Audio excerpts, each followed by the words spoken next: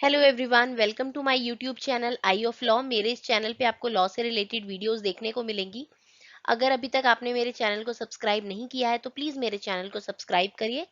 इस पे जितने भी वीडियोस मैं अपलोड करती हूँ उसमें जितना भी कंटेंट होता है आपके एग्जाम के लिए काफ़ी हेल्पफुल होगा एंड सफिशिएंट होगा। तो चलिए आज का टॉपिक स्टार्ट करते हैं।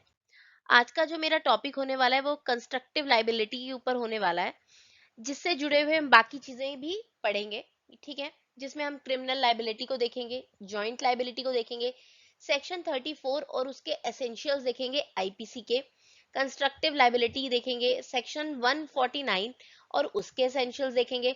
फिर इन दोनों सेक्शंस के अंदर डिफरेंस भी देखेंगे, कॉमन इंटेंशन क्या होता है, कॉमन ऑब्जेक्ट क्या होता है, इनके बीच का डिफरेंस देखेंगे और फिर कंक्लूजन देखकर अपने आज के टॉपिक को खत्म करेंगे। ठीक है, तो चलिए स्टार्ट करते हैं। Criminal liability.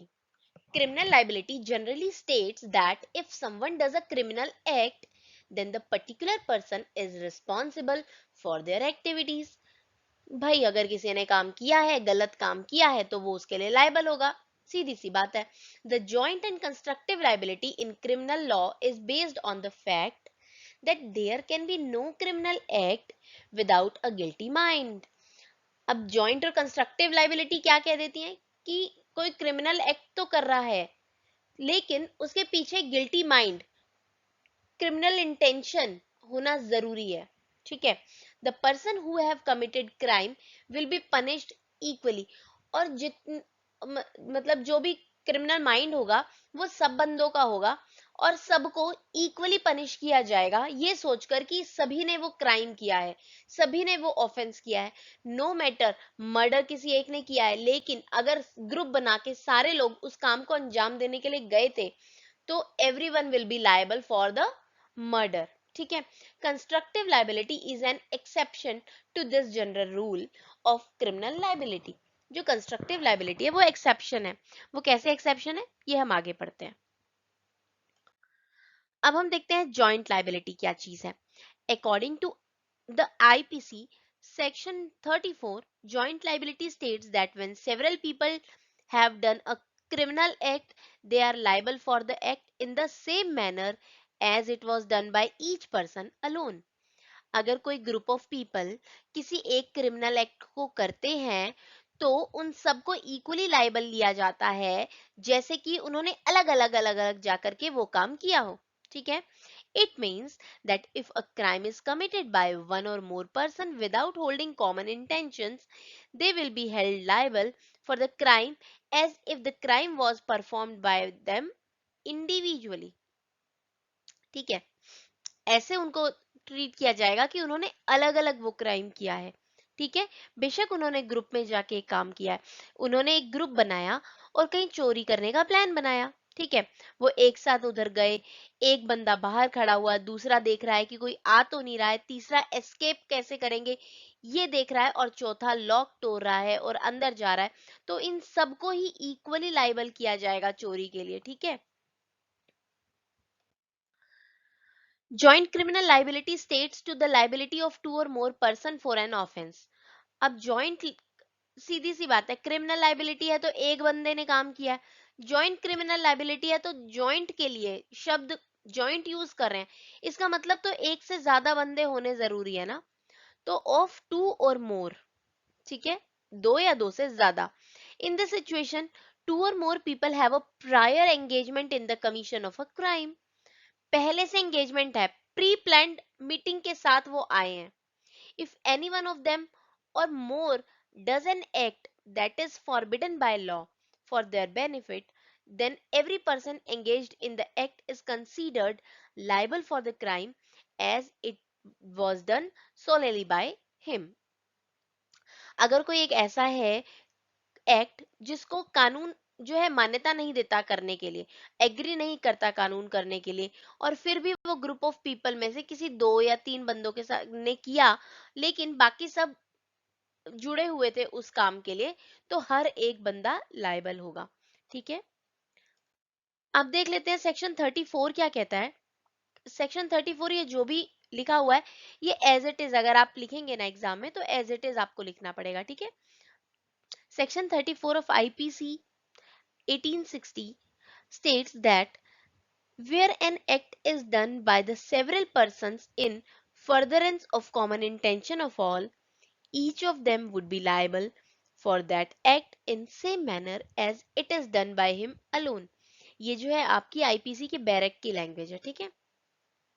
इसमें वही कहा है जो हम अभी तक अपनी जनरल भाषा में पढ़ते आ रहे थे कि अगर कुछ बंदे किसी कॉमन इंटेंशन के साथ कोई क्रिमिनल एक्ट करते हैं तो each of them will be liable for the act as it was done by them alone. अलग अलग उन्होंने किया है, इस तरीके से दे विल बी कंसीडर्ड, ठीक है। इसके एसेंशियल्स क्या है?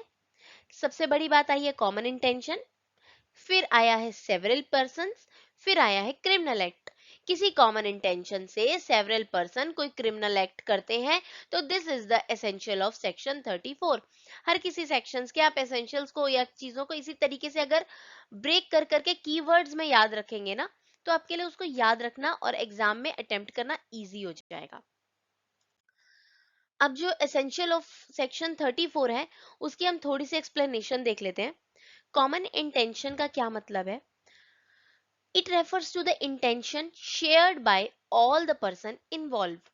कोई भी एक इंटेंशन अगर सबके साथ शेयर कर दी जाती है तो वो कॉमन इंटेंशन हो जाती है। An intention become common when it is shared by several persons engaged in a particular act.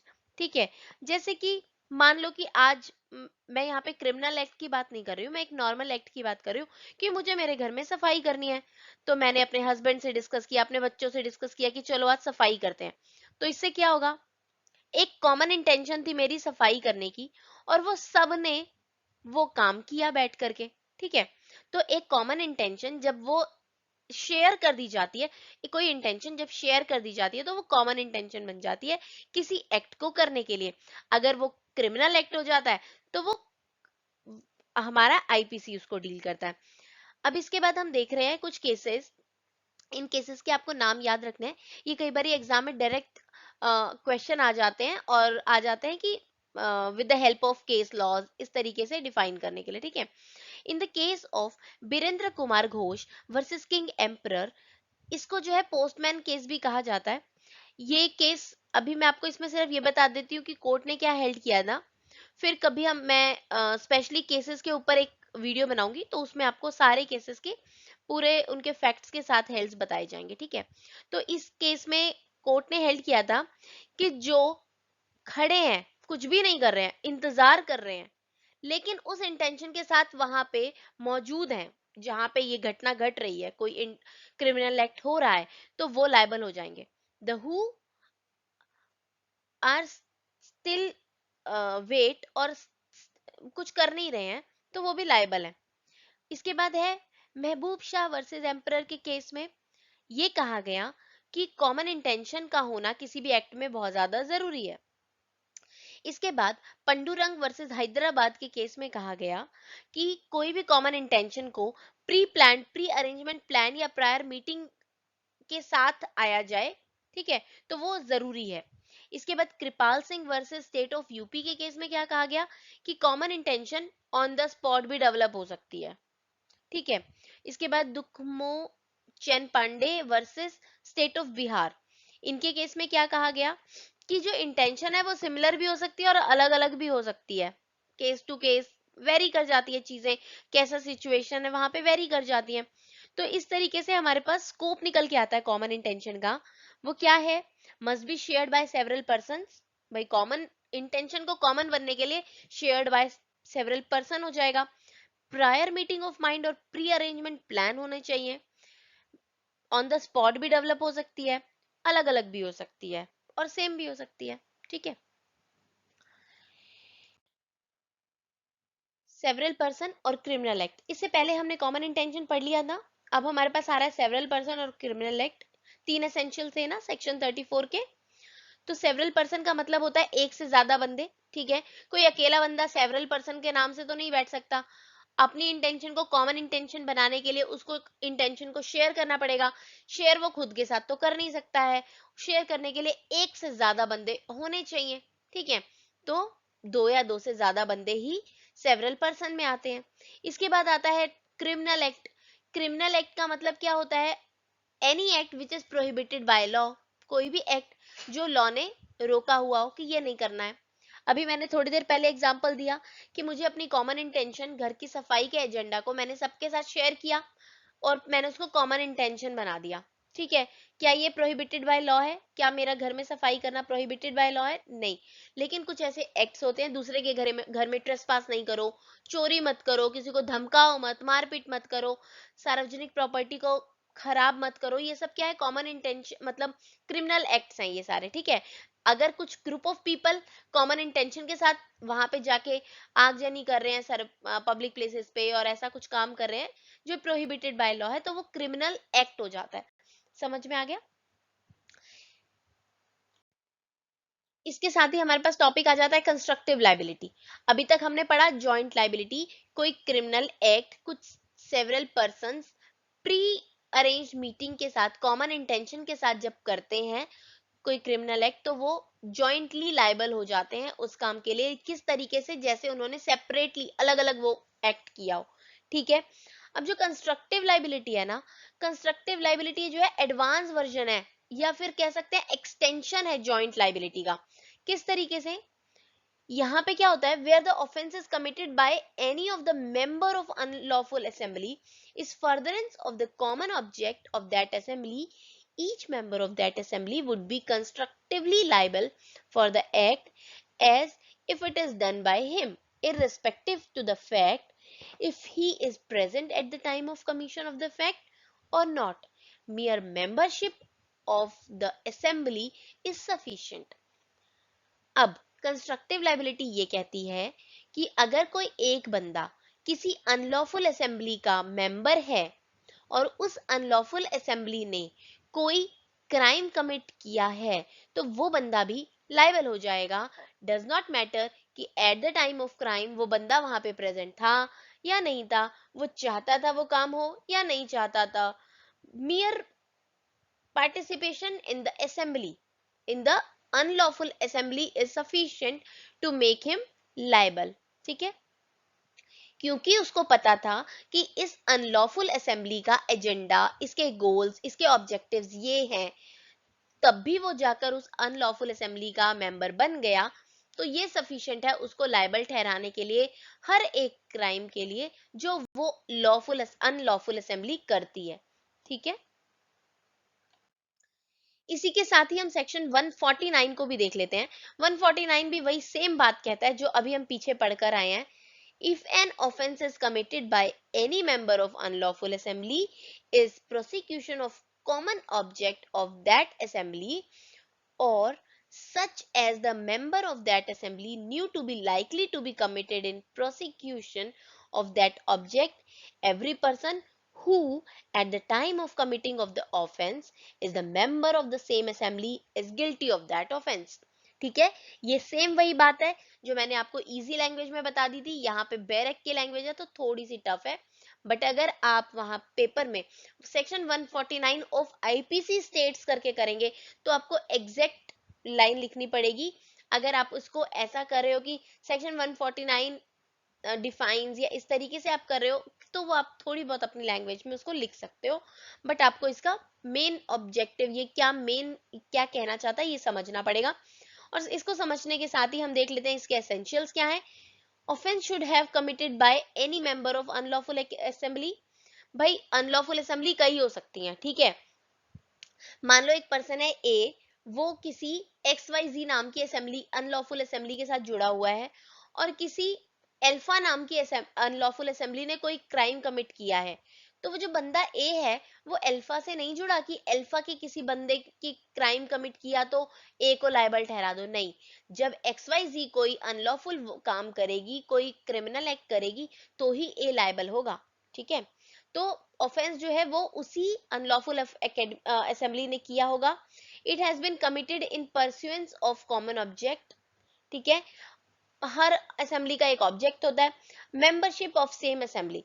और जो मैंने जैसे आपको बताया, जो ए बंदा है, अगर एक्स वाई जी के किसी मेंबर ने कोई क्रिमिनल ऑफेंस किया है ऑब्जेक्टिव में रहकर, जो उस असेंबली अनलॉफुल असेंबली का ऑब्जेक्टिव है, तो ए लायबल होगा।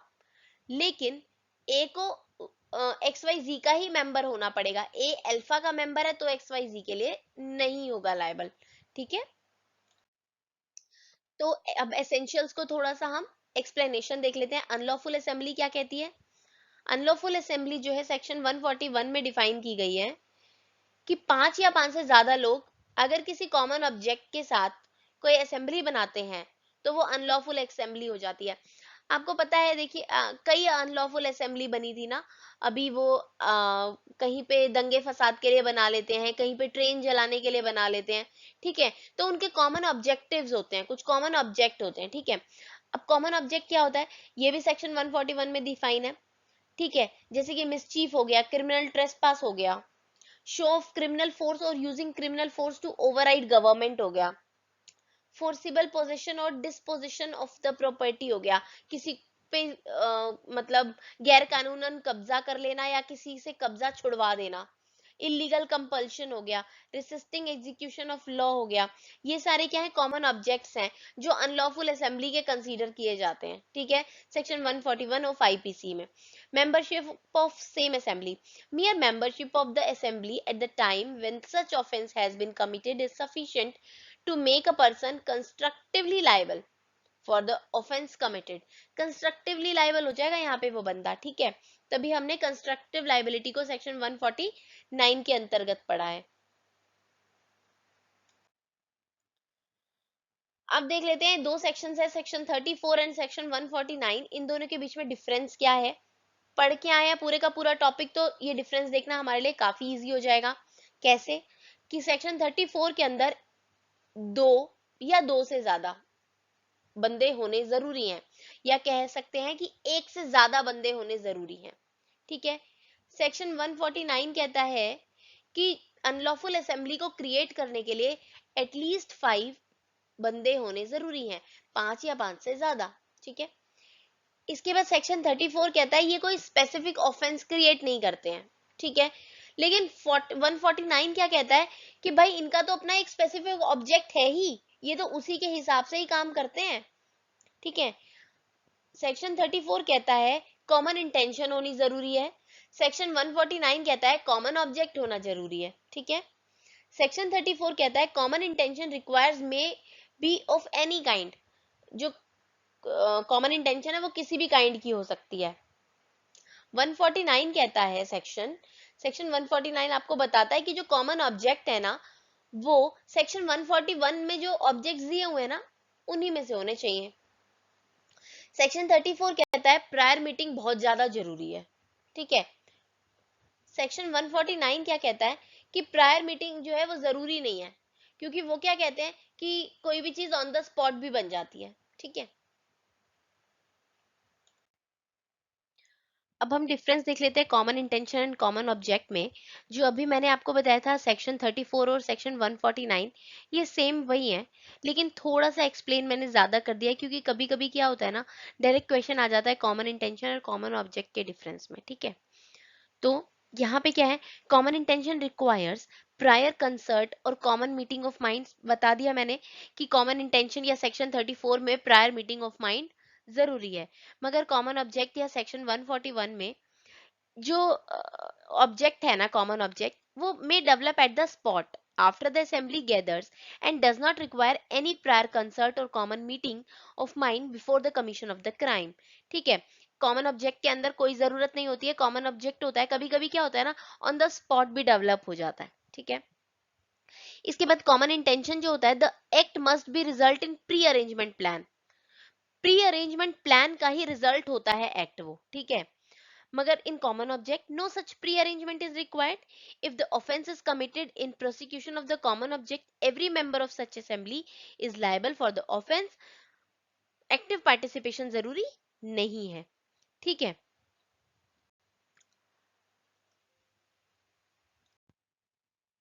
और डिफरेंसेस क्या है कि कॉमन इंटेंशन में जो है नंबर ऑफ पर्सन जो है इमेटीरियल हो जाता है, मगर कॉमन ऑब्जेक्ट के अंदर 5 तो होने ही चाहिए, 5 और मोर देन 5। ठीक है, कॉमन इंटेंशन जो होता है कंस्ट्रक्टिव लाइबिलिटी को तो इम्पोज करता है, मगर कोई सब्सटेंटिव ऑफेंस नहीं होता है। ठीक है, मगर कॉमन ऑब्जेक्ट के अंदर कंस्ट्रक्टिव लाइबिलिटी तो इसके अंदर भी आती है, मगर कोई स्पेसिफिक सब्सटेंटिव जो ऑफेंस होता है वो जरूर होता है, ठीक है। कॉमन इंटेंशन में क्या होता है, किसी भी तरीके की हो सकती है, मगर कॉमन ऑब्जेक्ट, जैसे कि मैंने आपको बताया था कि कॉमन इंटेंशन सेक्शन 34 के तहत किसी भी तरीके की हो सकती है, मगर कॉमन ऑब्जेक्ट जो है सेक्शन 149 में जो आता है वो ये कहता है कि 141 में जितने भी ऑब्जेक्ट दे रखे हैं ना, उन्हीं में से होगा, ठीक है। कॉमन इंटेंशन में प्रायर मीटिंग जरूरी नहीं है, कॉमन ऑब्जेक्ट में प्रायर मीटिंग जरूरी होती है। कॉमन इंटेंशन में active participation of all the members is necessary. Common object में active participation of all the members of the unlawful assembly is not as necessary, merely membership of that assembly, unlawful assembly is sufficient, ठीक है। तो ये हमारे हो जाते हैं इन दोनों के बीच में डिफरेंस। ये डिफरेंस ना बहुत बार आपसे 4 मार्क्स में 10 मार्क्स में पूछ लिए जाते हैं, इसीलिए मैंने इसको सेपरेट रखा है। अदरवाइज ये डिफरेंस सेक्शन 34 और सेक्शन 149 ही है, ठीक है। अब हम छोटा सा कंक्लूजन देख लेते हैं। The concept of joint and constructive liability is under section 34 of the IPC and it does not give the punishment for the act performed. Section 34 में जॉइंट और कंस्ट्रक्टिव लाइबिलिटी के बारे में बताया है कि अगर कोई मतलब कोई ग्रुप ऑफ पीपल है, वो कुछ प्रायर मीटिंग के साथ जाते हैं, कोई क्राइम को अंजाम देने के लिए उनकी इंटेंशन सेम होती है, कॉमन इंटेंशन होती है, तो वो जो होते हैं everyone will be liable for the offence, ठीक है। मगर इसमें पनिशमेंट क्या देनी है ये नहीं लिखी गई है। To understand section 34 it has to be read with various sections like section 128 which states the definition of criminal conspiracy, section 120 which states the punishment of the same, and section 149 which deals with unlawful assembly. Apart from this, section 34 cannot be applied independently and has to be involved with other provisions to make the person jointly liable for the crime committed. देखिए, section 34 को ना अकेले नहीं पढ़ा जा सकता है, इसको सेक्शन 128, 120, 149 इन सब और भी है सेक्शन, उन सब के साथ पढ़ा जाएगा, ठीक है। क्योंकि सेक्शन 34 में सिर्फ ये बता दिया है कि everyone will be equally liable, लेकिन उसके बाद होते हैं कि जैसे क्रिमिनल कॉन्स्पिरेसी है या फिर अनलॉफुल असेंबली है, इन सब की डेफिनेशंस जो हैं उन सब के साथ इसको हम पढ़ के ही किसी बंदे को लायबल ठहरा सकते हैं, ठीक है। इसी के साथ हमारा आज का टॉपिक यहाँ पे खत्म होता है। मिलते हैं हम नेक्स्ट वीडियो में। तब तक के लिए अगर आपने मेरे चैनल को सब्सक्राइब नहीं किया तो प्लीज चैनल को सब्सक्राइब करिए, मेरी वीडियोस को लाइक एंड शेयर करिए। कोई आपके पास सजेशन है, कोई कोई क्वेरी है तो मुझे कमेंट बॉक्स में कमेंट करिए।